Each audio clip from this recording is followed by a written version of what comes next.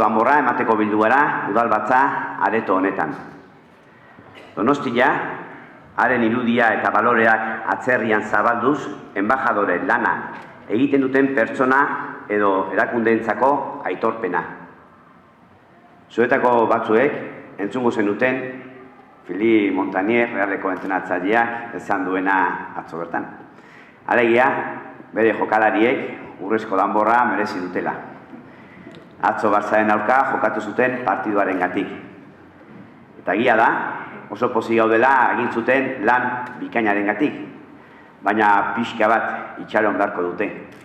Izan ere, dagizuen bezala, aurtengo urrezko danborra Donostia klasikoarentza da.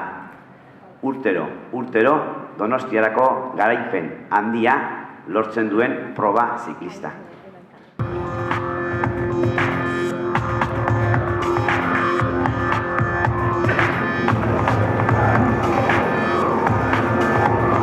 Bolondrosak gea denok, eta inoiz ez da izan profesionala ez da bat ere, gure taldean. Hasi ginen eta hola jarraitzen dugu.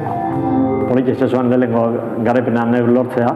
Azken baten, Jaizkibel zuan erregean klasika horretan, Jaizkibelen atakatu eta helmugara bakarrik ailean etzuan eta postasun mundia, holako klasika batera gaztea. Nik uste dut merezitako garaipena dela, nik uste dut dela bai beste alde batetik, Donostiak emoten duen sarie importanteena hau dela, Donostiako tanborro urrezko hau, eta nik uste dut ondo merezitakoa dela eta zoriotzeko dudari horiek.